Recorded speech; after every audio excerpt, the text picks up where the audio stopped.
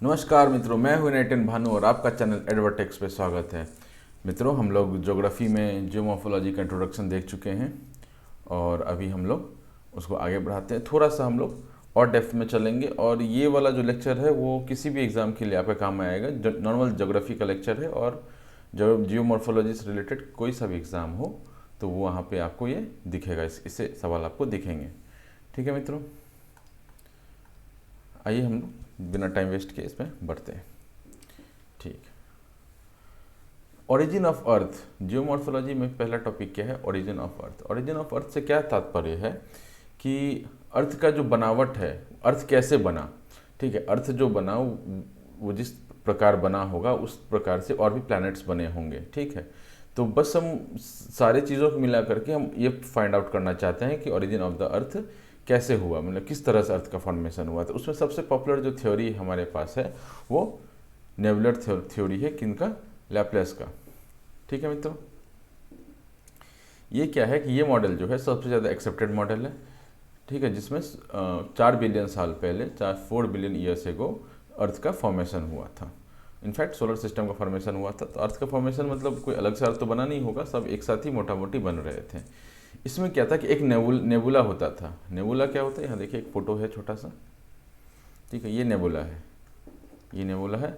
ये स्पिनिंग आपको दिखाया गया, अभी आएगा वो आपको मैं बताऊंगा। ये स्पिनिंग दिखाया गया है। ठीक है, ये सेपरेशन दिखाया गया है और फाइनली हमारा सोलर सिस्टम का जो फॉर्मेशन है वो यहाँ देखने के लिए मिल रहा है हमको। ठीक है, तो इसमें क्या था कि नेबुला क्या था? Nebula was large cloud of dust and gas. Gas कौन से? Helium and hydrogen. सॉरी, मतलब सिंक में गोला नहीं बनाया मैंने। ठीक, गैस कौन से? हाइड्रोजन और हीलियम, दो जो हैं अपने एटॉमिक नंबर 1 एटॉमिक नंबर 2 वाले, वो इनके फॉर्मेशन में डस्ट का गोला था, एक क्लाउड ऑफ डस्ट था और गैस का गोला था जिसका मेन कॉन्स्टिट्यूएंट क्या था? हाइड्रोजन और हीलियम था। ठीक है, ये क्या होता है? कोलैप्स कर जाते हैं अंडर इट्स ओन ग्रेविटी। अब ये एक ऐसा चीज़ है और अंदर से जब ग्रेविटी लग रही है तो इसको अंदर खींच रही होगी। ठीक ना, अर्थ पे भी हम बॉल फेंकते हैं तो ये इधर की ओर गिरता है। तो क्या है ना कि अर्थ जो का जो इनर पार्ट है वो इसको खींचता है अंदर की तरफ। इसीलिए अर्थ का सारा जो एटमॉस्फेयर वगैरह है या सेटेलाइट्स वगैरह हैं, सारे अपनी जगह पर इसी कारण से, क्योंकि अर्थ उनको खींच के बांध के रखे हुआ अपने से। तो नेबुला क्या था? ये नेबुला था। ठीक है ना, ये नेबुला है। ठीक, ये अपने आप में ये श्रिंक होने लगा। ठीक है, श्रिंक होने से क्या हुआ कि ये फ्लैटन हो जाता है। ये क्या हो जाता है? ये फ्लैटन हो जाता है ना। ये फ्लैटन हो जाता है। पहले गोल था बॉल जैसा, अब ये फ्लैटन हो जाता है। फ्लैटन आउट होकर के क्या होता है? और स्पीड में घूमने लग जाता है। ठीक है, और डिस्क शेप बन जाता है। इसलिए फ्लैटन आउट होकर डिस्क शेप बनी। डिस्क मतलब क्या होता है? इस डिस्क का मतलब होता है प्लेट, समझ लीजिए आप, PLAT प्लेट। ठीक है, प्लेट्स खाने वाला जो प्लेट होता है कैसा सपटा सा होता है, गोल है ना, पूरा सपटा चिपटा सा होता है। यही चिपटा सा ये बन गया। ठीक है, और भी तेज घूमने लगा और कोलैप्स होता है, फर्दर कोलैप्स होता है और सेंटर पर जो है वो डेंस और हॉट होने लग गया। ठीक है, the material at the centre जो है वो डेंस और हॉट होने लग गया। कहने का क्या मतलब है?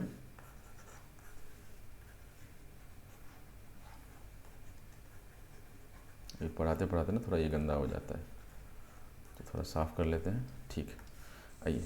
हुआ क्या कि फर्दर जब ये डिस्क शेप जो बन गया था वो कोलैप्स होता है तो मटेरियल जो है सेंटर पे वो डेंस होने लगे और हॉट होने लग गए। ठीक है, उसके बाद क्या हुआ कि सेंट्रल रीजन, अब ये जो सेंटर पे क्या हो गया, जैसे पहले तो गोल था वो फ्लैट हुआ। फ्लैट होने के बाद क्या हुआ कि जो बाहर साइड में थे वो लाइटर वाले हो गए और कम गर्म वाले हो गए, और अंदर साइड वाले ज़्यादा गर्म हो गए और डेंसर वाले हो गए। ये अंदर वाला जो है वो अपना क्या बन जाता है? आगे चल के सन बन जाता है। कौन सा जगह? सेंट्रल रीजन जो है वो सन बन जाता है और रेस्ट ऑफ द डिस्क जो था वो प्लैनेट्स एंड मून्स। मून्स केवल सैटेलाइट्स आप लिख सकते हैं, नेचुरल सैटेलाइट्स है ना मून्स। तो प्लैनेट्स और मून्स जितने हैं सारे आपके रेस्ट ऑफ द डिस्क में बनते हैं। सेंटर वाले क्या हो गए? सन बन गए। अभी भी हमको पता है कि सन में हाइड्रोजन हीलियम बहुत ज़्यादा है ना। दूसरा ये हॉट भी है, डेंस भी बहुत है।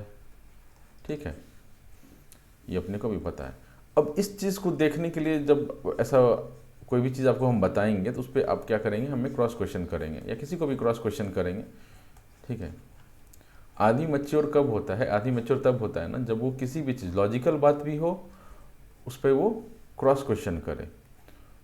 ठीक है, और क्रॉस क्वेश्चन करने के बाद अगर उसको सेटिस्फैक्टरी आंसर मिलता है तो वो उसको अपने बिलीफ में डाले। ठीक है ना। कोई ऐसा होता ना कि बोल दिया और मान लिया, ऐसा नहीं होना चाहिए। आपको जो बोला गया, ठीक है, वो रिलीजियस चीज़ें हों, फैक्ट्स की चीज़ें हों, साइंस की चीज़ें हों, जो भी बोला गया उसकी उस पर आप क्रॉस क्वेश्चन कीजिए, बोलिए कि ये कैसे हुआ, आपने ये बताया ये कैसे हुआ। जब आप ये बताएंगे कि कैसे, जब सामने वाला आपको ये बताएगा कि कैसे हुआ और आपको लगता है कि हाँ ये ठीक बोल रहा है, तब आप उसको अपने बिलीफ सिस्टम में डालिए और वो समझिए कि ये चीज़ पुख्ता है, सही है। ठीक है, तो इसमें एविडेंस के तौर पर क्या देखा गया, कॉमन मटेरियल प्लैनेट्स पर हमको कॉमन मटेरियल्स मिलते हैं, और अदर स्टार फॉर्मेशन। अब ये तो अपने सोलर सिस्टम की बात हो रही है, आकाशगंगा में मिलियंस ऑफ सोलर सिस्टम है, तो उसमें से एक सोलर सिस्टम अपना सोलर सिस्टम है। ठीक है, और भी सोलर सिस्टम फॉर्मेशन हो रहा है, अभी भी हो रहा है सोलर सिस्टम का फॉर्मेशन। तो उस चीज़ को जब हम स्टडी करते हैं और मटेरियल जो डिफरेंट डिफरेंट प्लैनेट्स पे मिले हैं, मून्स पे मिले हैं या मार्स पे मिले हैं, तो उन सबको जब हम स्टडी करते हैं तो हमको पता चलता है कि ये एक चीज़ का ही अलग अलग टुकड़ा है ये सोलर सिस्टम। ठीक है, ठीक है। अभी इसमें क्या लिखा है, लास्ट लाइन एक और है, heavier elements concentrated near the core. अभी अर्थ का जब फॉर्मेशन हो गया तो हमने क्या देखा कि पहले तो ये डिस्क शेप बना था, ठीक है, नेबुला से ये डिस्क शेप बना था, डिस्क शेप से ये क्या बनता है, सोलर सिस्टम बनता है ना, ये सोलर सिस्टम बनता है। अब वो ऐसा टच नहीं होता है बट मान लेते हैं।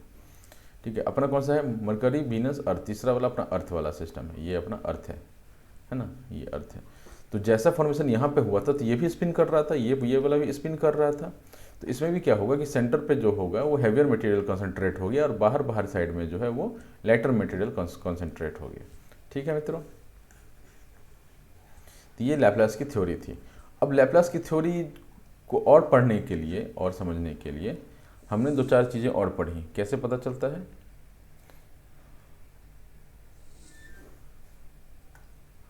तो लैप्लास की थ्योरी से को समझने के लिए हमने और पढ़ना शुरू किया, और पढ़ना शुरू किया तो क्या किया हमने, अर्थ को पढ़ना शुरू किया।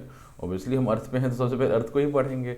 अब ऐसा थोड़ी ना है कि हम अर्थ पे बैठे बैठे सबसे पहले सन को पढ़ने लग जाएं और अर्थ को पढ़ना छोड़ दें। वैसे अब तो खैर पैरेलल स्टडी चल रहा है, मार्स का भी स्टडी चल रहा है, अर्थ का तो चल ही रहा है फिलहाल, अर्थ के बारे में काफ़ी ज्ञान हो चुका है और अभी भी स्टडी चल रहा है कि कहीं कहीं पर एक्सेप्शंस मिलते हैं, वो क्यों मिलते हैं, ऐसा क्यों कैसे हो गया। और बाकी मार्स का तो स्टडी चल ही रहा है। आपने देखा होगा कि वॉयेजर वगैरह तो इंटरस्टेलर स्पेस में जा चुके हैं, मतलब प्लूटो के बाद जा चुके हैं। तो इस तरह की चीज़ें, मैंने बहुत सारा पैरेलल स्टडी भी चल रहा है, डिपार्टमेंट वाइज बन गया, पैरेलल स्टडी चल रहा है। बट इनिशियली जब ये पहले का 100 साल पहले का टाइम था तो लोग क्या कर रहे थे ना कि पहले अर्थ को समझने लग गए क्योंकि उनकी पहुँच बाहर तक ज़्यादा नहीं थी। ठीक है, तो लैप्लास थ्योरी को और आर्गुमेंट करने के लिए layered structure of earth interior, इसको हम लोग आगे पढ़ेंगे। ठीक है, तो layered structure of earth interior में हम क्या देख रहे हैं कि इंटीरियर ऑफ अर्थ को समझने के लिए हमको क्या पढ़ना पड़ेगा, डेंसिटी, इसकी स्टडी की गई, टेम्परेचर की स्टडी की गई, स्ट्रक्चरल स्टडी की गई। अब स्ट्रक्चरल स्टडी के साथ अब टेम्परेचर डेंसिटी तो समझ में आता है, इसके लिए तो हमारे पास डिवाइस आने लग गए हैं। स्ट्रक्चरल स्टडी के लिए क्या था ना कि दो सोर्सेज थे, एक तो हमारा इनडायरेक्ट सोर्स था, ठीक है, दूसरा क्या था, डायरेक्ट सोर्स था। तो ये अब आएंगे इस पर कि क्या कैसा था, अब ये जब आगे बढ़ेंगे तो ये चीज़ें आएंगी। तो डायरेक्ट एविडेंस में एक छोटा सा एग्जांपल क्या हो सकता है, मैग्मा, अर्थ के नीचे से निकलता है ना मैग्मा, ये हो सकता है। ठीक है, हमने खुदाई कहीं पे किया हुआ है तो माइनिंग कहीं पे किया हो तो वो हो सकता है। बहुत बेसिक चीज़ें बता रहा हूँ। ठीक है, इनडायरेक्ट एविडेंस में क्या हो सकता है, सबसे पहला चीज़ तो अपना मीटियोर, बाहर से आके उल्का पिंड बोलते हैं ना, उल्का पिंड आके धम से गिर गया बाहर। अभी अपने मुंबई के पास नवी मुंबई के आसपास कहीं गिरा था, वहाँ पे अभी भी गड्ढा है, और भी वो जगह पे गिरा है। तो उनका मटेरियल लेके हम स्टडी करके देखते हैं कि एक्स्ट्रा टेरेस्ट्रियल जो चीज़ें आई हैं हमारे बॉडी इस पे अर्थ पे, उसको हम स्टडी करते हैं और देखते हैं कि यार काफ़ी मिलता जुलता है। ठीक है, ऐसा कुछ। ठीक, तो ये चीज़ें स्टडी की गई। अभी इसको और डिटेल में पढ़ेंगे स्ट्रक्चरल पार्ट को, क्योंकि वही तो हमको पढ़ना ही है। टेम्परेचर डेंसिटी बाद में पढ़ेंगे, पहले हम लोग स्ट्रक्चर पढ़ेंगे, अर्थ के इंटीरियर के स्ट्रक्चर हम लोग पहले पढ़ेंगे। ठीक है मित्रों, अब जब हम अर्थ का स्ट्रक्चर पढ़ते हैं तो एडवर्ड सुएज का मॉडल एक है, वो बहुत ज़्यादा पॉपुलर हुआ और आपने भी मतलब एनसीईआरटीज़ वगैरह में या अपने क्लास स्कूल टाइम्स में ये ही पढ़ा होगा, अनलेस अनटिल अभी लेट वाले जो होंगे, जो मतलब हो सकता है 14-15 के आसपास कोई पास आउट हुआ होगा तो हो सकता है उन लोगों की में अपडेट हो गया हो, बट हम लोग यही पढ़े थे स्कूल टाइम में। और बहुत लोग जो देख रहे होंगे वो भी पढ़े होंगे। तो जिन्होंने पढ़ा है उनके लिए तो ठीक है, जिन्होंने नहीं पढ़ा है, जिनके लिए अपडेट हो चुका है, उनके लिए भी ये है कि कैसे पहले था। अब क्या था कि इनिशियल अंडरस्टैंडिंग क्या था, एडवर्ड सुएज का जो बात है वो इनिशियल अंडरस्टैंडिंग था। क्या था, आउटर लेयर जो है वो सियाल है, मेंटल और ओशियनिक क्रस्ट क्या है, सीमा है, और कोर एंड नाइफ जो है, कोर जो है वो नाइफ है। अभी सियाल क्या है, सियाल जो है दो ये केमिकल जो ये होता है ना, क्या बोलते हैं उसको, एलिमेंट्स जो होते हैं ना, एलिमेंट्स, इनका जो अपने को सिंबल होता है, जैसे SI किसके लिए आता है, SI आता है सिलिकॉन के लिए आता है, ठीक है। Al किसके लिए आता है, एल्यूमिनियम के लिए आता है ना। SI फिर से वही ये हो गया, Ma क्या हो गया, मैग्नीशियम के लिए आ गया। नाइफ में Ni किसके लिए आता है, निकल के लिए। और Fe किसके लिए आता है, फेरस। फेरस क्या है, फेरस, FERROUS, फेरस किसके लिए, आयरन के लिए। अब इसमें नहीं जाएंगे, फेरस फेरिक क्या था उसमें नहीं जाएंगे, बस मान के चलिए कि आयरन की बात हो रही है, ठीक है। तो इसमें क्या था, निकल और iron, silicon, magnesium and Cl क्या था, सिलिकॉन एंड एल्यूमिनियम। तो ये आउटर लेयर जो कॉन्टिनेंट्स है, जिसको हम लोग क्रस्ट बोलते हैं, क्रस्ट जो है वो इसमें आ रहा था Cl में। ओशियनिक क्रस्ट प्लस मेंटल जो है, ठीक है, वो सीमा में है। मतलब अब थोड़ा इसको मैं ना एक्सप्लेन करने की कोशिश करता हूँ, ये क्या बोलना चाह रहा है, ठीक है। उम्मीद है जो भी इसको देख रहे होंगे वो पहले पढ़ के आए होंगे, या कहीं ना कुछ तो पढ़ा होगा आपने। अगर आप पहली बार देख रहे हैं तो आपके लिए ये चीज़ मैं बता रहा हूँ कि अर्थ का जो लेयर है ना, वो 3 पार्ट्स में, मैंने एक फ़ोटो भी लगाया था, आगे है फ़ोटो, ठीक है, आते हैं उस पर। 3 पार्ट में अर्थ का है, अर्थ है मान लेते हैं, ये है ना, ये अपना अर्थ है, ये डेप्थ है, ये तो 3 पार्ट में है, ये कोर, मेंटल और ये अपना क्रस्ट, क्रस्ट, मेंटल, कोर, ठीक। अभी इसमें क्या है कि इसमें एक सेपरेशन है, यहाँ पे क्या हो सकता है, समुद्र हो सकता है, ठीक है ना। तो ये पोर्शन एक लाइन है जो सेपरेट करती है उसको, इस लाइन का नाम आगे देखेंगे, फिलहाल के लिए मैं बता रहा हूँ। इसे ये बोल रहा है ना कि आउटर लेयर, ये क्या है, आउटर लेयर है, ठीक है। आउटर लेयर, आउटर क्रस्ट जो है, इसको क्या बोला गया, सियाल बोला गया, है ना। मेंटल और ओशियनिक क्रस्ट, मेंटल और ओशियनिक क्रस्ट जो है, ये मेंटल ओशियनिक क्रस्ट, इसको सीमा बोला गया, ठीक है। और नाइफ क्या है, ये नीचे वाला नाइफ है, ठीक है मित्रों। आउटर लेयर ऑफ कॉन्टिनेंट्स, हाँ ठीक है। तो ये ऐसा ये किया गया था इनिशियल, ये काफ़ी पहले का ये स्टडी है, और ये अब मतलब आउटडेटेड हो चुका है, क्योंकि अब हमारे पास काफ़ी उससे ज़्यादा ज्ञान आ चुका है। तो बट क्या है ना कि जब हम पढ़ना शुरू करते हैं थोड़ा उसका हिस्ट्री बताना पड़ता है कि इनिशियली हमारी क्या स्टैंडिंग थी, अभी क्या है, ठीक। तो इनिशियल स्टैंडिंग था, ये पूरी तरह से फेल नहीं हुआ है, कहने का मतलब कि सिर्फ इसी का बना हुआ, सियाल का ही बना हुआ ऐसा नहीं है। सियाल इज़ द मेजर कॉन्स्टिट्यूएंट, लेकिन और भी चीज़ें हैं, ठीक है, ठीक। अब आ जाइए आप नेक्स्ट पे। तो ये हमने क्या देखा, इंटीरियर ऑफ अर्थ देख रहे हैं, उसमें स्ट्रक्चरल स्टडी में देख रहे हैं। स्ट्रक्चर में पहला एडवर्ड सर्सुएस का मॉडल था।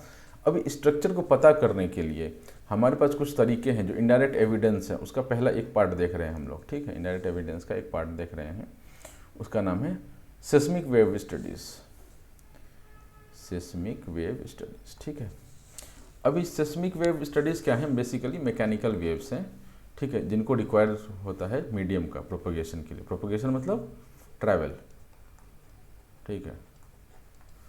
तो seismic wave needs medium to travel. Medium क्या क्या हो सकते हैं, सॉलिड हो सकता है, लिक्विड हो सकता है, गैस हो जाता है। मतलब स्पेस में ये सिस्मिक वेव ट्रैवल नहीं कर सकते। साउंड क्या है, साउंड को भी मीडियम चाहिए, सॉलिड, लिक्विड, गैस। स्पेस में साउंड भी ट्रैवल नहीं कर सकता, वैसे ही सिस्मिक वेव है, ठीक है, वो उसको भी सॉलिड, लिक्विड, गैस यानी कि मीडियम चाहिए ट्रैवल करने के लिए।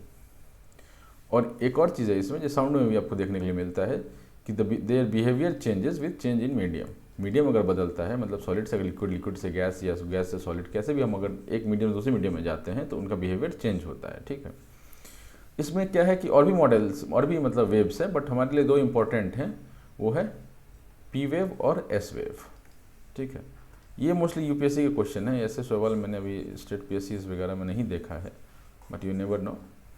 ये थोड़ा सा एक पार्ट है जो एविडेंस वाला, जो यूपीएससी घुसता है, स्टेट पीएससी वगैरह नहीं घुसते हैं। बट बहुत ईजी वे में मैं आपको बताता हूँ, तुरंत समझ में आ जाएगा, कुछ इसमें ऐसा अलग से नहीं लिखा हुआ है। तो सिस्मिक वेव स्टडीज़ क्या है कि एक तो ये मैकेनिकल वेव है, ठीक है, मीडियम चेंज होता है, एक उसको मीडियम चाहिए, पहला चीज़ तो उसको मीडियम चाहिए, और मीडियम जब चेंज होता है तो उसकी बिहेवियर भी चेंज होती है, ठीक। 2 इंपॉर्टेंट वेव्स हैं, P wave and S wave, ठीक है। पी वेव क्या है, 3 मीडियम में ट्रैवल कर सकता है, जैसे जो सॉलिड, लिक्विड और गैस है। एस वेव क्या है, 2 मीडियम में ट्रैवल करता है, सॉलिड और गैस। लिक्विड में ये ट्रैवल नहीं करता, ये आप याद रखेंगे, यही हमारे आगे काम आने वाला है, ठीक है। अब ये चेंजेस इन मीडियम का क्या है, ये यहाँ पे मेंशन किया हुआ है।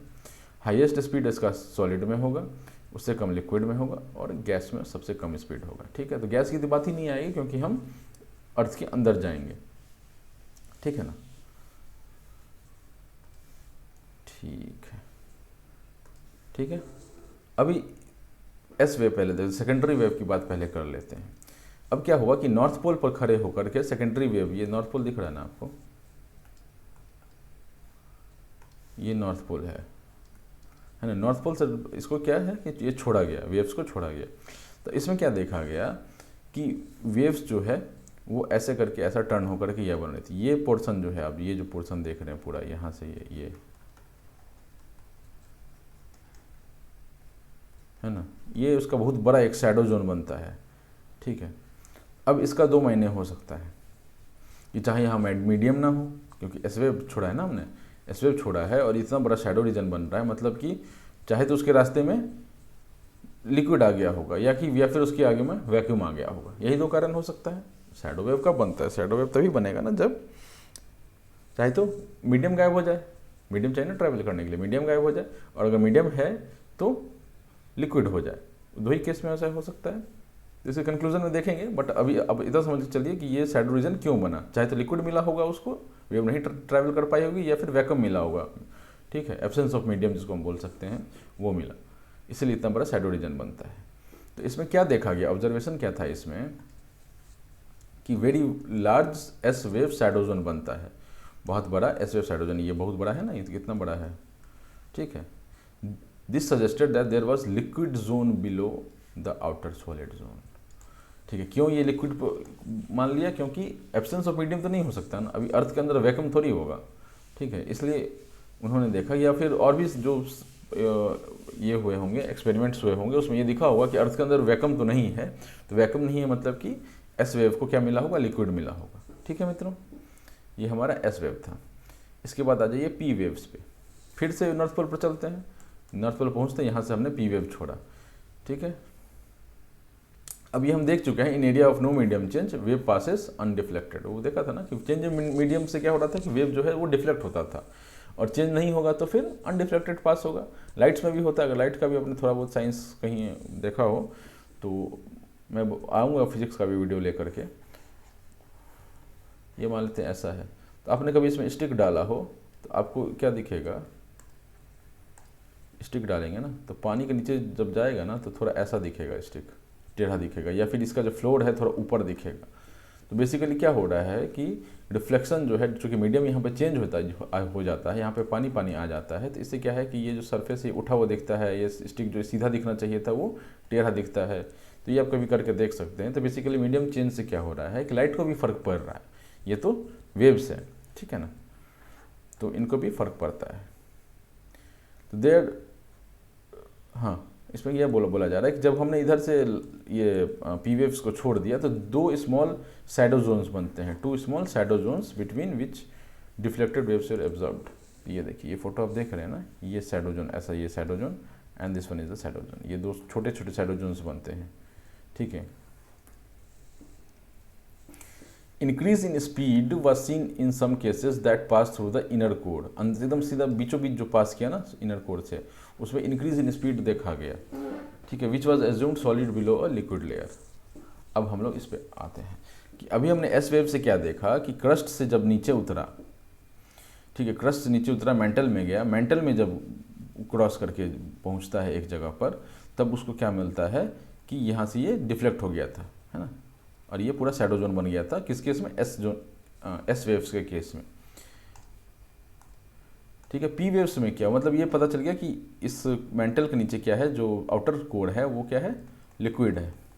ठीक है, लेकिन जब हमने पी वेव्स डाला तो यहाँ तो डिफ्लेक्शन तो हुआ, क्योंकि यहाँ लिक्विड था, सॉलिड, ये सॉलिड था, ये लिक्विड आ गया था, है ना। इसको मैं थोड़ा ब्लैक से दिखाता हूँ।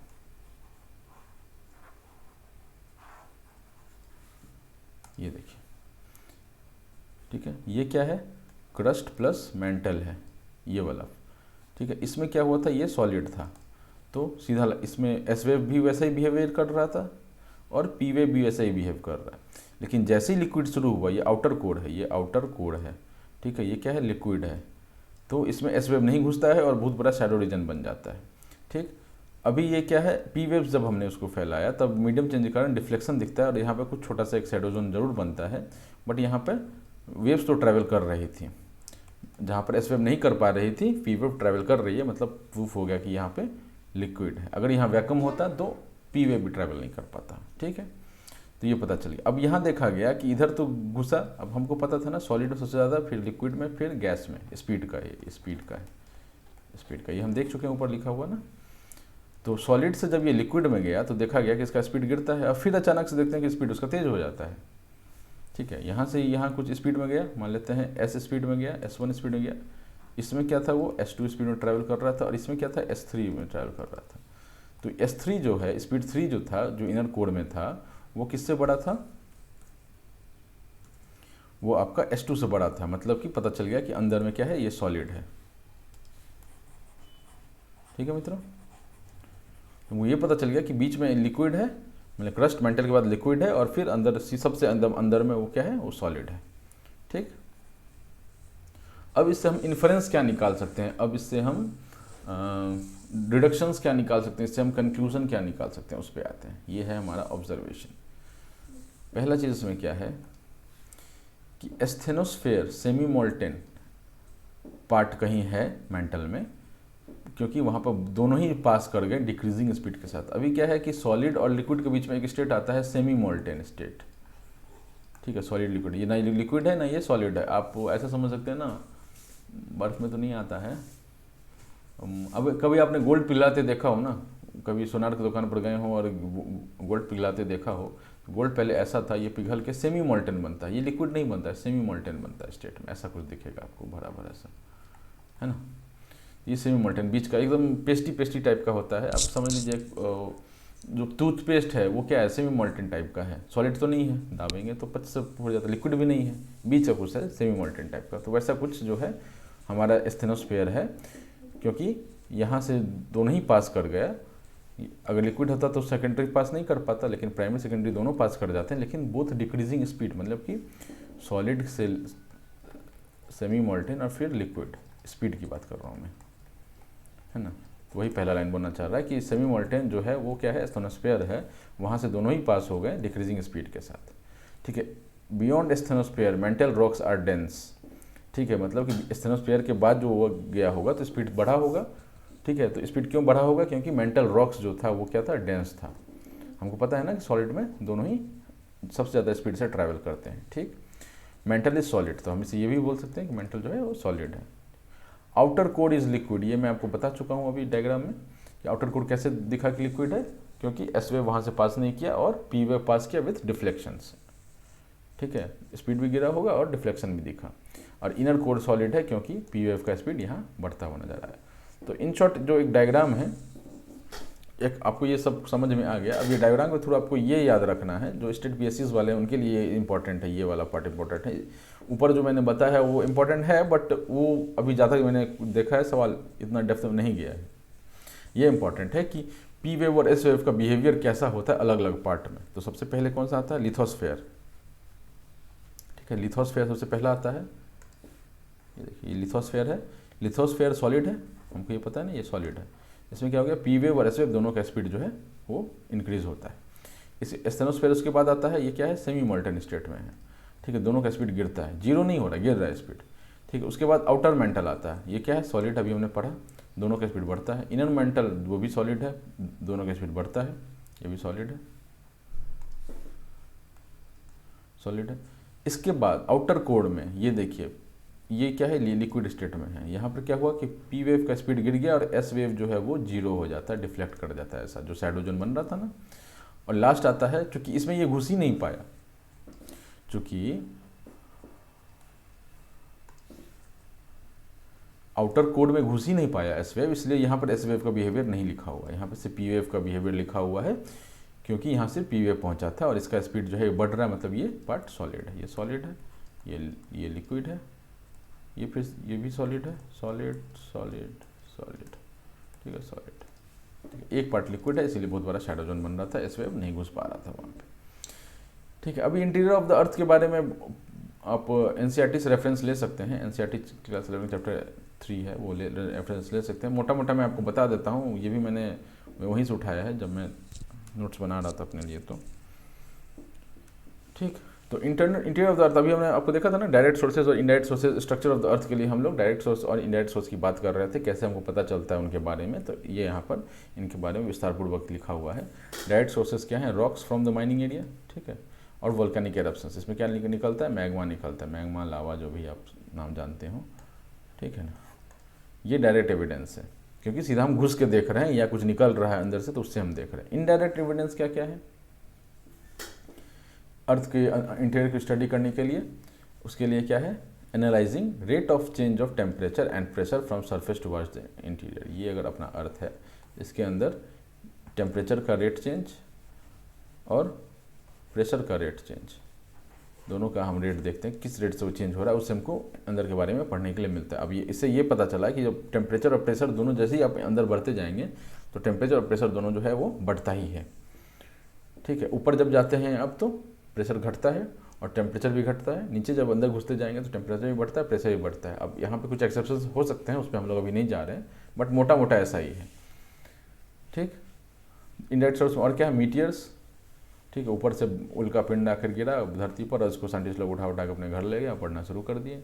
ग्रेविटेशन, ठीक है, पोल्स के पास ज़्यादा है और इक्वेटर के पास कम है, ठीक है। ग्रेविटेशन एक ये है सोर्स है, ग्रेविटेशन को स्टडी करते हैं तो उससे भी हमको इनर आउटर के बारे में पता चलता है, क्योंकि पोल्स पे क्यों ज़्यादा है, सेंटर पर क्यों, मतलब इक्वेटर्स पे क्यों कम है, ठीक। ग्रेविटी एनोमली, इसको भी हम स्टडी करते हैं तो हमको ये पता लगता है क्या है gravity anomaly? Change in gravity value according to the mass of the material, ठीक है।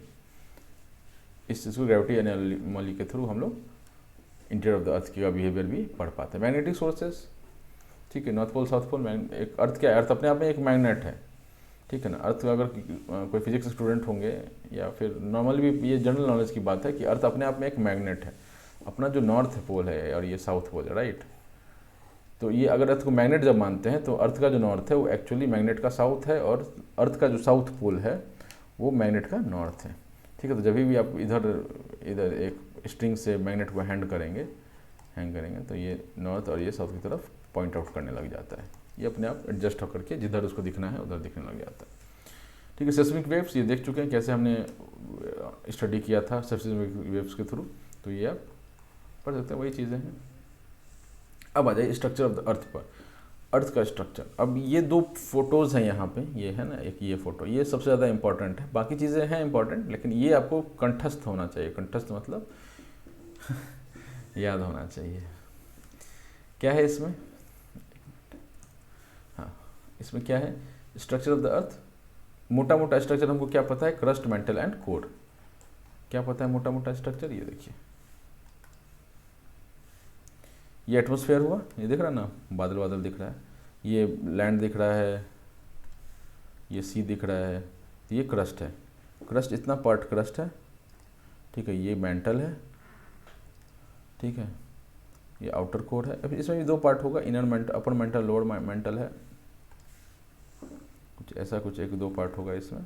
अपर मेंटल ये वाला हो गया, लोअर मेंटल नीचे वाला हो गया, ठीक है। बीच में एक मोहरोविकिक डिस्कंटिन्यूटी है, मोहर डिस्कंटिन्यूटी ऐसे ही पढ़ते हैं इसको, ठीक है ना। आएंगे उस पर, वो डिस्कंटिन्यू वगैरह पर नेक्स्ट फोटो में है।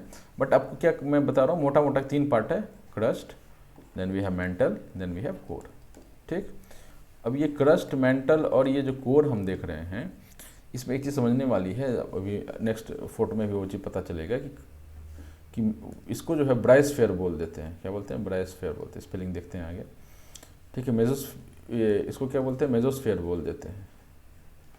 और इसको क्या बोलते हैं? क्रस्ट को मोटा मोटा बोल रहा हूँ, ये एग्जैक्ट नहीं, एग्जैक्ट अभी देखेंगे। लिथोस्फीयर बोल देते हैं। अपन ने लिथोस्फीयर तो पढ़ा ही है, मेसोस्फीयर, लिथोस्फीयर, स्पेलिंग वगैरह देख लेते हैं आगे, ठीक है। तो क्रस्ट क्या है? मोटा मोटा लिथोस्फीयर है।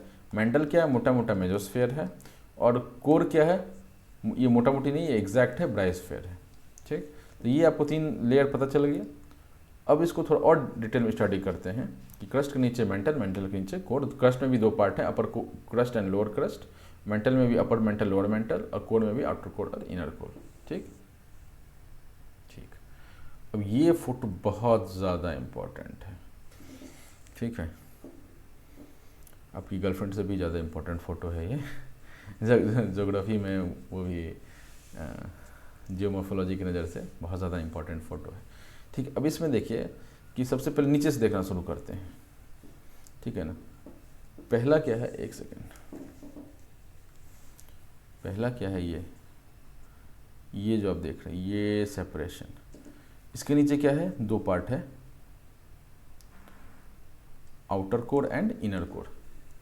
ठीक, ये आउटर कोर और ये इनर कोर, पूरा क्या है, ये कोड है।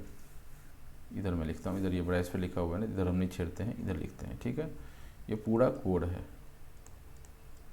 ठीक,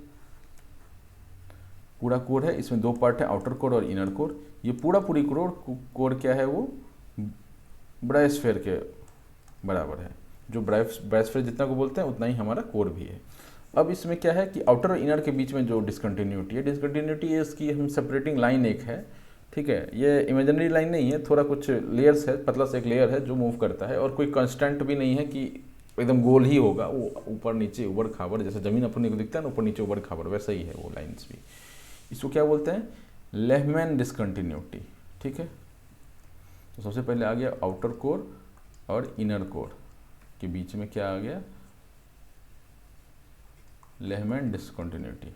ठीक है, अब ये कोर यहाँ खत्म होता है इस पॉइंट पे, ये अपना कोर खत्म हो गया। कोर और मेंटल, ये क्या है, ये यहाँ थोड़ा मैं उधर ले जाऊं, ये क्या है, मेंटल है। ठीक है ना, ये मेंटल है। तो मेंटल और कोर के बीच में सेपरेटिंग क्या है, गुटेन्सबर्ग डिसकंटिन्यूटी। मेंटल और कोर के बीच में, या थोड़ा उल्टा लिखें, कोर और मेंटल के बीच में गुटेन्सबर्ग डिसकंटिन्यूटी। ठीक है ना, कोर और मेंटल के बीच में क्या है, गुटेन्सबर्ग डिसकंटिन्यूटी है। ठीक, ठीक है, ये अपना मेंटल हो गया। इससे ऊपर क्या है, ये क्रस्ट है, आएंगे अभी इसमें डिटेल्स हैं। अभी लोअर मेंटल और अपर मेंटल के बीच में क्या है, रेपिटिव डिसकंटिन्यूटी है। ठीक है, लोअर मेंटल, ये ध्यान दीजिएगा, मैं अंदर वाला नीचे पहले लिख रहा हूँ, आउटर को, इसको outer inner core and outer core करते हैं, inner core and outer core. ठीक है, ठीक है, इनर कोर आउटर कोर के बीच में ये है। आउटर कोर के बाद क्या है, कोर ही हो गया, आउटर कोर जहाँ खत्म हुआ वहाँ कोर पूरा खत्म हो गया। तो वहाँ और मेंटल के बीच में क्या है, ये है गुटेन्सबर्ग डिसकंटिन्यूटी है। अब लोअर मेंटल और अपर मेंटल के बीच में क्या है, रेपिटिव डिसकंटिन्यूटी है। ये याद करना है, बहुत इंपॉर्टेंट है ये पॉइंट जो है, लोअर मेंटल अपर मेंटल के बीच में क्या है, रेपिटिव डिसकंटिन्यूटी है। ठीक, अपर मेंटल, अभी अपर मेंटल के साथ मेंटल भी खत्म हो गया होगा, तो मेंटल और क्रस्ट के बीच में क्या है, मोहो डिसकंटिन्यूटी है। मोहो भी था ना कुछ लिखा हुआ, वही मोहो डिसकंटिन्यूटी है। आप मोहो भी याद रखेंगे, आपको याद रहना चाहिए। क्रस्ट में क्या है, इनर क्रस्ट और आउटर क्रस्ट। इनर क्रस्ट, ये कोड मिक्स हो गया ना, CR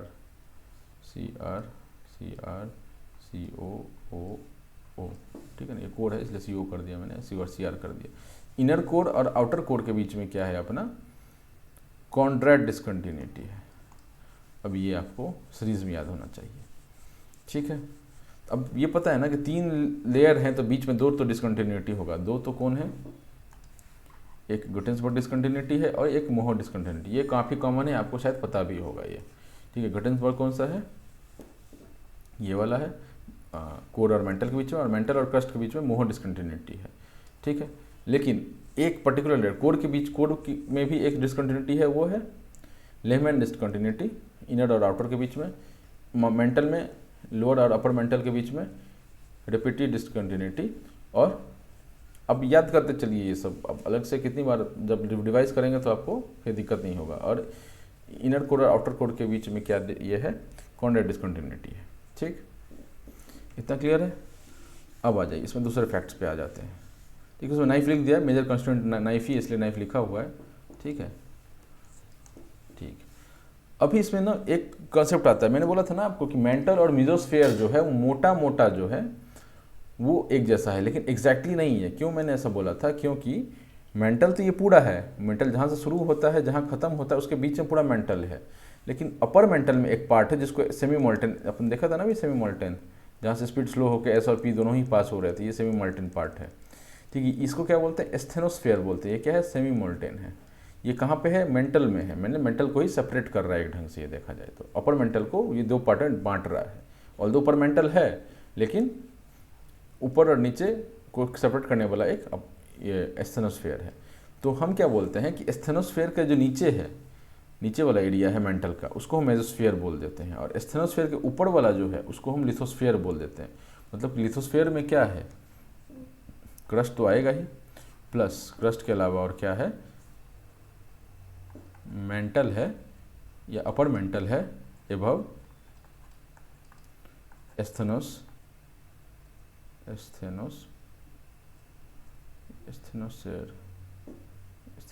होना चाहिए था, पी शायद गायब है यहाँ से, एक बार स्पेलिंग आप चेक कर लीजिएगा। ठीक है, एस्थेनोस्फेयर के बीच में ये लाई करती है। ठीक, और मेसोस्फेयर में क्या है कि मेसोस्फेयर में क्या है? अपर मेंटल, अरे भाई, upper mantle below asthenosphere plus lower mental. ठीक है, क्लियर है मित्रों? कि मेसोस्फेयर में क्या है कि पूरा पूरी मेंटल के बराबर नहीं है। ब्रायोस्फेयर इज पूरा पूरी कोर के बराबर, लेकिन मेसोस्फेयर क्या है? पूरा पूरी कोर के बराबर नहीं है। उसमें मेंटल का वही हिस्सा उसमें आता है जो एस्थेनोस्फेयर और कोर के बीच में है। एस्थेनोस्फेयर से ऊपर का पूरा हिस्सा लिथोस्फेयर आता है, जो कि क्रस्ट प्लस दिस एरिया आ जाता है। ठीक, ये जो एरिया आप देख रहे हैं वो आ जाता है। ठीक है मित्रों, डिस्कंटिन्यूटी देख लिया हमने, लिथोस्फेयर और क्रस्ट को कैसे लिंक करना है वो भी देख लिया। तो क्रस्ट को मोटा मोटा बोल सकते हैं लिथोस्फेयर के बराबर है, लेकिन लिथोस्फेयर में मेंटल का ऊपर वाला हिस्सा, एस्थेनोस्फेयर के ऊपर वाला हिस्सा भी आता है उसमें। ठीक है, ये स्पेलिंग गलत है, आप चेक कर लीजिएगा।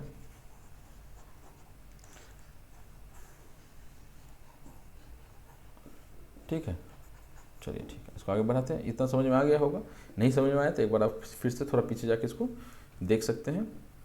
कोई ऐसा रॉकेट साइंस नहीं, बस याद करने फैक्ट्स हैं बस इसमें। ठीक है ना, इसको आपको याद करना है। क्योंकि आपको ये यहाँ पर थोड़ा ध्यान देना था कि क्रस्ट सीधा आप लिथोस्फेयर को क्रस्ट ना बोल दें, इसलिए मैंने वो लिख के दिखाया था, और इसलिए ये भी मैंने लिखा है। ठीक है ना, तो क्रस्ट लिथोस्फेयर में क्या अंतर है कि क्रस्ट जो है उसमें जब हम मेंटल के ऊपर वाला हिस्सा जोड़ देते हैं तो वो लिथोस्फेयर में कन्वर्ट हो जाता है। ठीक ठीक, मैंने एज एन डेफिनेशन अभी कन्वर्ट क्या हुआ तो पढ़ा ही हुआ अपने नीचे में, सबके ही नीचे में वो है ना। ठीक है, आ जाते हैं क्रस्ट। क्रस्ट क्या है? ब्राउन कलर का है। ठीक, आउटर मोस्ट लेयर है। ठीक है, सॉलिड पार्ट है, ये हम देख चुके हैं। 8 से 40 किलोमीटर थिक है। अभी क्या होता है ना, ये क्रस्ट क्या है, जो क्रस्ट अपन ये से देख रहे थे कि बराबरी देख रहे थे, बट क्रस्ट जो मान लीजिए ये अर्थ के ऊपर का लेयर है और नीचे का लेयर क्या हो, कभी ऐसा कभी ऐसा कभी ऐसा, तो ये हो सकता है यहाँ पे 8 हो जाए और यहाँ पे ये 40 किलोमीटर हो जाए। कोई फिक्स नहीं है, जैसे अर्थ का ऊपर वाला हिस्सा भी फिक्स नहीं है, कहीं माउंटेन है कहीं नीचे रिज टाइप का है, तो वैसे अंदर भी फिक्स नहीं है, अंदर भी ऊपर नीचे है। ठीक है, 8 से 40 किलोमीटर, ये इंपॉर्टेंट नहीं है। आउटर मोस्ट एंड ये सॉलिड वाला जो पार्ट है ये है। बस ये चूँकि आप मेंस में कभी लिखेंगे तो होता है ना, मेंस वर्ड्स बढ़ाने पड़ जाते हैं, तो एक आध दो वर्ड्स आप इधर से घुसा सकते हैं, उसके लिए लिख दिया है। ठीक है, ब्रिटल इन नेचर है। ब्रिटल मतलब पीटेंगे तो पतला हो जाता है, वैसे कुछ। नियरली 1% ऑफ अर्थ वॉल्यूम, अब ये इंपॉर्टेंट फैक्ट है। ठीक है, वॉल्यूम अर्थ इतना बड़ा है, इसका कितना परसेंट ऑफ वॉल्यूम ले रहा है? इस बॉल का ये 1% ऑफ वॉल्यूम ले रहा है, और वेट कितना ले रहा है? इसका जो पूरा मास होगा उसका कितना मास है? 0.5% ऑफ द अर्थ्स मास। ठीक है, तो ये बहुत हल्का वाला पार्ट हुआ। अब हमने पढ़ा था ना कि जो भी हल्के थे वो बाहर वाले पे आ गए, जो भी भारी था वो अंदर बनता चला गया। तो सबसे हल्का क्या है? क्रस्ट है। 1% स्पेस 1% ले रहा है, मतलब 1% वॉल्यूम ले रहा है, बट वेट कितना है? 0.5% है। ठीक है, वही अगर ये भारी होता तो 1% के कॉरस्पॉन्डिंग कम से कम 10% हो जाता, अगर भारी होता तो, है ना। ये हल्का ही है मतलब। ठीक, आगे बढ़ते हैं। अभी थिकनेस के बारे में क्या है कि सेम नहीं है, ये तो पहले देख चुके हैं। ठीक है, thickness of crust under oceanic and continental areas are different. ठीक है, सेम नहीं है, ये हम पढ़ चुके हैं, मतलब डिफरेंट है। ओशियनिक क्रस्ट क्या है? वो पतले हैं। ठीक है, about 5 kilometres, and continental crust क्या है? वो 30 किलोमीटर। तो आप इसको ऐसे समझ सकते हैं कि मान लेते हैं ये अपना कॉन्ड्रेट डिस्कंटिन्यूटी है ना, ये मान लीजिए ये अपना कॉन्ड्रेट डिस्कंटिन्यूटी है, यानी कि इसके ऊपर क्या होगा, ये आउटर क्रस्ट हो गया, ये इनर क्रस्ट हो गया है, ये भी ज़मीन आ रहा है, मैं ठहरा रहा ज़मीन चलने लगी, ये देखिए ज़मीन आ रहा है, ये कॉन्टिनेंट है, यहाँ से ये ओशियन है, ठीक। तो वो ये बोलना चाह रहा है कि कॉन्टिनेंटल क्रस्ट जो है वो 30 किलोमीटर है, तो हो सकता है कि ये 30 किलोमीटर हो, क्योंकि यहाँ तक क्रस्ट था, ठीक है, ये 30 किलोमीटर्स का हो, और यहाँ पर तो ये क्रस्ट पतला हो गया ना, ये क्या हो जाएगा, 5 किलोमीटर लगभग का हो जाएगा, ठीक है मित्रों। ये डायग्राम बस अंडरस्टैंडिंग के लिए मैं बता रहा हूँ, कोई ऐसा है नहीं कि एकदम ऐसा ही है या वैसा ही है, आपको ऐसे ही समझ के चलना है और ऐसा ही है मान के चलना है, ठीक है। अब इसमें कहीं अलग अलग वेरिएशन हो सकता है, बट उतना डेप्थ में नहीं जाना है, कोई अपने को PhD थोड़ी करना है इसमें, ठीक है, समझने के लिए है, ऐसा ही चलता है हिसाब किताब, तो मोटा मोटा आप ये मान के चलिए, ठीक है। ये देख लिया हमने, उनके साइजेस देख लिए। अभी मेजर कॉन्स्टिट्यूएंट हम पढ़ चुके हैं, सियाल है, सियाल क्या होता है, सिलिकॉन एंड एल्यूमिनियम लिखा हुआ है क्या, elements of crust are silica and aluminium and thus it is called sial, ठीक है, एडवर्ड स्वेज का मॉडल जो था। Sometimes Sial is used for the refer lithosphere, which is region comprising the crust and uppermost solid part of the mantle. ये solid part of the जो mantle है वो कौन है, एस्थेनोस्फेयर के ऊपर वाला हिस्सा जो था, ठीक है। उस पूरे को ही हम क्या बोलते हैं, क्रस्ट तो बना ही हुआ है सियाल से, लेकिन कभी कभी हम बोल देते हैं कि sial is also use to refer lithosphere को भी, क्योंकि क्रस्ट क्या है, मोटा मोटी लिथोस्फेयर के बराबर ही है, लिथोस्फेयर थोड़ा सा ज़्यादा है बट मोटा मोटा बराबर ही है, ठीक है ना। तो सियाल हम क्रस्ट के लिए तो बोलते ही हैं, कभी कभी हम लिथोस्फेयर के लिए भी बोल देते हैं, ठीक है मित्रों। अभी डेंसिटी क्या है इनके, ये डेंसिटी इसका 3 ग्राम पर सेंटीमीटर क्यूब है। ये देखेंगे हम कि जैसे हम अंदर घुसते जाएंगे ये बढ़ता चला जाएगा। तो the discontinuity between hydrosphere and crust is termed as Conrad discontinuity. बस यही चीज़ मैं आपको यहाँ बता रहा था। एक तो हमने डेप्थ वाला ये चीज़ यहाँ से देखा था, अब ये चीज़ भी आप यहाँ से देख सकते हैं कि हाइड्रोस्फेयर कौन सा है, ये वाला हाइड्रोस्फेयर है ना, ये सब पानी होगा कहीं, ये हाइड्रोस्फेयर है।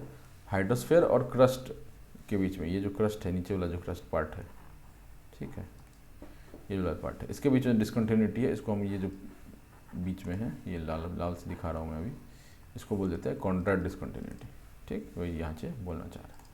फोटो से देखना चाहें अगर आप तो यहाँ पे है फोटो, ये अपर क्रस्ट है, ये कॉन्टिनेंटल एरिया है, नियर डॉग सरफेस अपर क्रस्ट हो गया, ठीक है। कॉन्ट्रैक्ट डिसकंटिन्यूटी, ये लाल लाल कॉन्ट्रैक्ट डिसकंटिन्यूटी चल रहा है, इसको हम हाइड्रोस्फेयर भी बोल देते हैं क्योंकि पानी यहीं मिलता है हमको, है ना, तो पानी यहीं मिलता है। और ये लोअर क्रस्ट है और बीच में कौन सा सेपरेटर है, वो है कॉन्ट्रैक्ट डिसकंटिन्यूटी, ठीक।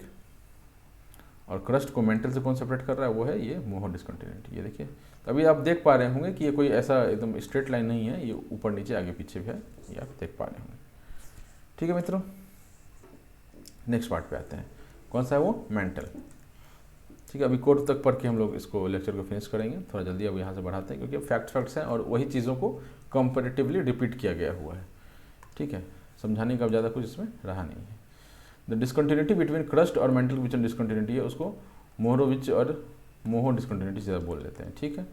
थिकनेस कितनी है, थिकनेस मेंटल का 29,000 किलोमीटर, वो कितना था 8 से 40 हम बोल रहे थे मोटा मोटा, ये 29,000 किलोमीटर थिकनेस है, मतलब आप समझ सकते हैं बहुत बड़ा एरिया ले रहा है, ठीक है ना। 84% of the earth's volume and 67% of earth's mass, ठीक है। इसमें भी आप देखेंगे कि परसेंटेज जो है ये इससे कम है। तो अभी इसको और क्रस्ट को जोड़ दीजिए, क्या हो गया, 85% हो गया, 84 इसका और 1% क्रस्ट का, तो 85% वॉल्यूम हो गया क्रस्ट और ये मिला के, और मास कितना हो गया 67.5% हो गया, क्रस्ट प्लस मेंटल, है ना, ये है वॉल्यूम है ये और ये मास है। अभी आप देख सकते हैं कि 15% वाला जो लास्ट का 15% होगा, ये क्या होगा, ये कोर हो जाएगा, कोर, तो ये वॉल्यूम क्या हो जाएगा, कोर का वॉल्यूम 15% है, लेकिन मास कितना है कोर का, ठीक है, 67 को 100 में से 67.5 घटाइए, कितना आता है 32.5%, मतलब आप समझिए कि 15% 32% आपका मास ले रहा है और 85% सिर्फ 67% ले रहा है, मतलब परसेंटेज के कंपेरिजन में इसका वेट कम है। 1% वॉल्यूम के लिए 1% मास नहीं ले रहा है, लेकिन 1% वॉल्यूम के लिए ऑलमोस्ट 2% मास ले रहा है। ठीक है ना, आप ये समझ सकते हैं कि कोर जो है वो भारी होगा। ठीक है, बस ये समझाने के लिए था, इतने मैथ्स में नहीं जाना है अपने को। ठीक, मेजर कॉन्स्टिट्यूएंट क्या है हम देख चुके हैं, सीमा है, सिलिकॉन एंड मैग्नीशियम। ठीक, डेंसिटी कितनी है 3.3 से 5.4 ग्राम पर सेंटीमीटर क्यूब। यहाँ क्या हमने देखा था 3 ग्राम पर सेंटीमीटर क्यूब था, ये है ना 3 ग्राम सेंटीमीटर क्यूब था। यहाँ थोड़ा सा बढ़ा इसका डेंसिटी 3.3 से 5.4 तक गया। ठीक है, upper most solid part of the mental and the entire crust lithosphere, ये हम बता चुके हैं आपको। ठीक है, एस्थेनोस्फीयर के ऊपर वाला हिस्सा जो है, जो कि upper most solid part of mental है और इंटायर क्रस्ट है, वो लिथोस्फीयर में काउंट होता है। एस्थेनोस्फीयर, ये सही स्पेलिंग है एस्थेनोस्फीयर का। ठीक है, एस्थेनोस्फीयर कहाँ है 80 से 200 किलोमीटर के बीच में। ठीक है, मतलब 40 तक क्या था अपना, मोटा मोटी 40 तक अपना क्रस्ट था। ठीक है, 40 के नीचे मेंटल था। तो हम यहाँ क्या आए होंगे, ये अपना कॉन्टिनेंटल शेल्फ है मान लेते हैं, ऊपर वाला मतलब पार्ट है, यहाँ पर हम लोग खड़े हैं, है ना। ये जो है ये 40 किलोमीटर था मान लेते हैं, और ये बोला 80 से 200 किलोमीटर, ये मान लेते हैं 50-60 किलोमीटर पे। यहाँ पे एक मोटा सा लेयर चल रहा होगा सेमी मोल्टेन का, सेमी मोल्टेन का। ठीक है, क्या है ये, सेमी मोल्टेन। कौन है ये, एस्थेनोस्फीयर। ठीक, एस्थेनोस्फीयर क्या 80 से 200 किलोमीटर के बीच में मिलता है, ये इंपॉर्टेंट नहीं है। Is a highly viscous, highly viscous, viscous मतलब क्या होता है पता है आपको, पानी क्या, पानी ले लीजिए और आप शहद ले लीजिए, हनी, शहद, और क्या बोलते हैं उसको, डाबर का शहद होता है ना, शहद ही रख के चलिए ना, शहद समझ रहे हैं ना, बी वाला जो हनी जो होता है। अब पानी को देखिए और हनी को बहा के देखिए, अब देखेंगे पानी तुरंत मूव करता है, सेम स्लोप पर अगर डाल दें तो पानी तुरंत निकल जाएगा, लेकिन वो जो हनी है वो धीरे धीरे मूव करेगा। वाई, हनी इज़ विस्कस, जो भी विस्कस लिक्विड होता है वो धीरे फ्लो करता है और वो सेमी मोल्टेन टाइप का होता है। तो आपको हनी भी दिखेगा कि टोटली पानी जैसा नहीं है, कुछ सॉलिड सॉलिड टाइप का लगता है आपको, है ना, हम लोग उसको मध बोलते हैं। ठीक है, तो मध या फिर शहद समझिए या फिर हनी समझिए, तो वो थोड़ा सेमी लिक्विड जैसा होता है, तो उसको हम लोग हाईली विस्कस बोलते हैं। विस्कस क्या होता है, विस्कसिटी मतलब होता है कि कोई चीज़ जो है वो कितनी चिपचिपी है। ठीक है, जो जितना चिपचिपा होगा वो ज़्यादा विस्कस होगा, राइट। तो हाईली विस्कस मतलब क्या है कि ज़्यादा चिपचिपा होगा, मतलब ज़्यादा सेमी मोल्टेन जैसा होगा। ठीक है, इसको भी बोल सकते हैं, टूथपेस्ट को भी हाईली विस्कस बोल सकते हैं, क्योंकि आप टूथपेस्ट को ऐसे डालिए वो बहेगा ही नहीं, जब और डालेंगे तब तो लगेगा हाँ थोड़ा तो खिसका। ठीक, मैकेनिकली वीक, मैकेनिकली वीक कहने का क्या मतलब है, मैकेनिकली वीक कहने का मतलब है कि इस प्लेस से उस प्लेस जाने के लिए उसको थोड़ा टाइम लगता है, ऑब्वियसली ज़्यादा विस्कस होगा तो टाइम लगेगा। Ductile, deforming region of the upper mantle which lies just below the lithosphere. तो हमने बोला था ना आपको कि ये लिथोस्फीयर था, ये जो एरिया था वो लिथोस्फीयर था, इतना दूर क्रस्ट था आपका। ठीक है ना, ठीक। अब ये इम्पोर्टेंट चीज़ है, एस्थेनोस्फीयर जो है वो मैग्मा का मेन सोर्स है कि वॉल्केनिक एरप्शन हो रहा है, यहाँ से लावा निकल रहा है, मान लेते हैं ऐसे करके लावा निकल रहा है, इसको मैग्मा बोलते हैं, सॉरी मैग्मा। ये कहाँ से निकल रहा है, इधर क्रस्ट होगा, कोर होगा, इधर से यहाँ पे एस्थेनोस्फीयर होगा। ठीक है, तो इधर से ऐसे करके निकल रहा होगा। ठीक है, तो asthenosphere is main source of magma, it is the layer over which the lithosphere plates continental plates move. अब ऐसा माना जाता है ना कि लिथोस्फीयर जो बोला गया है ना कि एस्थेनोस्फीयर से ऊपर का जो पार्ट है लिथोस्फीयर जो है वो क्या है, एक चीज़ पे तैर रहा है। तैर किस पे रहा है, सेमी मोल्टेन जो अपना नीचे एस्थेनोस्फीयर है ना उस पर ऊपर का लेयर जो है वो तैर रहा है, वो प्लेट्स जो है उस पर तैर रही हैं। ठीक है, अब ये डिस्कंटिन्यूटी के बारे में बताया, डेप्यूटी डिस्कंटिन्यूटी किसके बीच में, अपर और लोअर मेंटल के बीच में है।